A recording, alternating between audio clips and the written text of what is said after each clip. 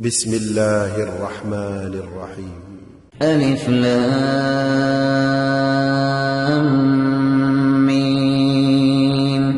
تلك آيات الكتاب الحكيم هدى ورحمة للمحسنين الذين يقيمون الصلاة ويؤتون الزكاة وهم بالآخرة هم يوقنون أولئك على هدى من ربهم وأولئك هم المفلحون.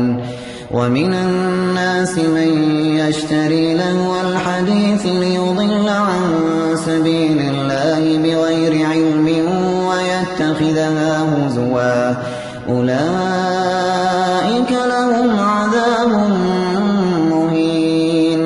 وإذا تتلى عليه آياتنا ولى مستكبرا كأن لم يسمعها كأن في أذنيه وقرا فبشروا بعذاب أليم.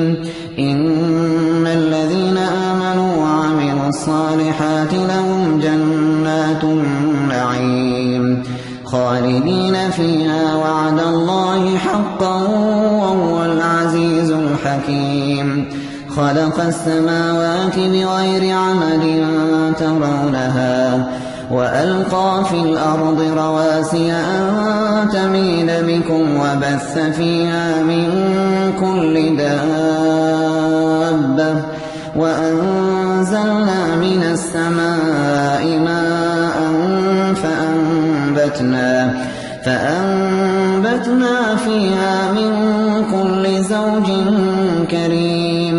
هذا خلق الله فأروني ماذا خلق الذين من دونه بل الظالمون في ضلال مبين.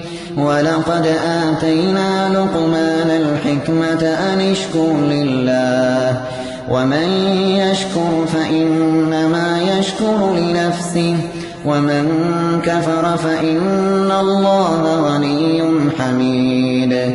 وإذ قال لقمان لابنه وهو يعظه يا بني لا تشرك بالله إن الشرك لظلم عظيم. ووصينا الإنسان بوالديه حملته أمه وهنا على وهن وفصاله في عامين أن اشكر لي ولوالديك إلي المصير.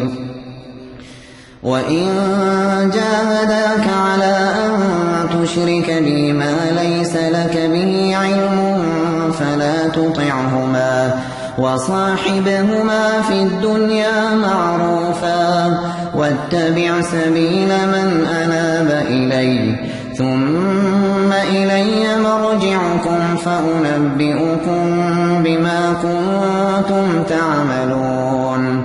يا بني إنها إن تك مثقال حبة من خردل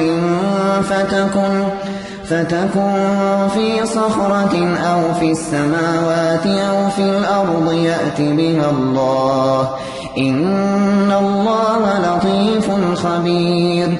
يا بني أقم الصلاة وأمر بالمعروف وانه عن المنكر واصبر على ما أصابك إن ذلك من عزم الأمور. ولا تصعر خدك للناس ولا تمش في الأرض مرحا إن الله لا يحب كل مختال فخور. واقصد في مشيك واغضض من صوتك إن أنكر الأصوات لصوت الحمير. ألم تروا أن الله سخر لكم ما في السماوات وما في الأرض وأسبغ عليكم نعمه ظاهرة وباطنة ومن الناس من يجادل في الله بغير علم ولا هدى ولا كتاب منير.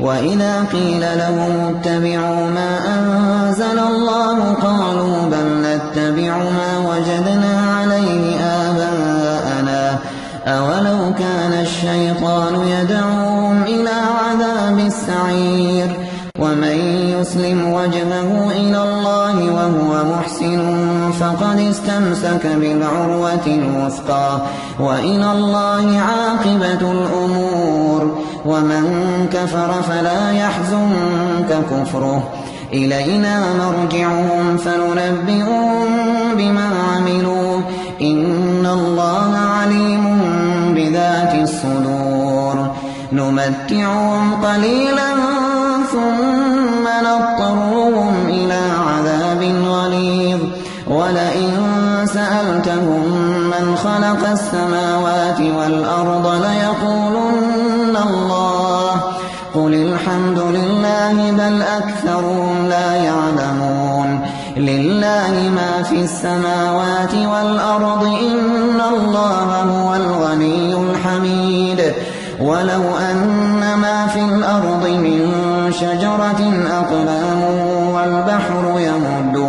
والبحر يمده من بعده 7 أبحر ما نفدت كلمات الله إن الله عزيز حكيم ما خلقكم ولا بعثكم إلا كنفس واحدة إن الله سميع بصير ألم تر أن الله يولج الليل في النهار ويولج النهار في الليل وسخر الشمس والقمر كل يجري إلى أجل مسمى وأن الله بما تعملون خبير ذلك بأن الله هو الحق وأن ما يدعون من دونه الباطل وأن الله هو العلي الكبير ألم تر أن الفلك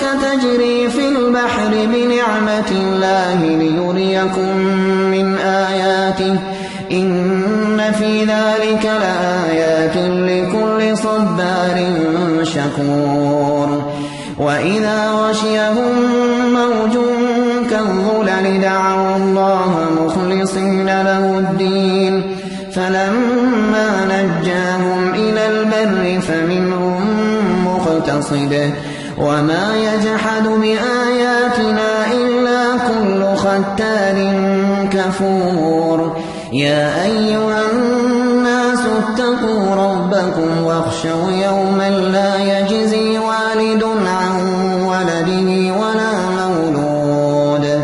ولا مولود هو جاز عن والده شيئا إن وعد الله حق فلا تغرنكم الحياة الدنيا ولا يغرنكم بالله الغرور إن الله عنده علم الساعة وينزل الغيث ويعلم ما في الأرحام وما تدري نفس ماذا تكسب غدا وما تدري نفس بأي أرض تموت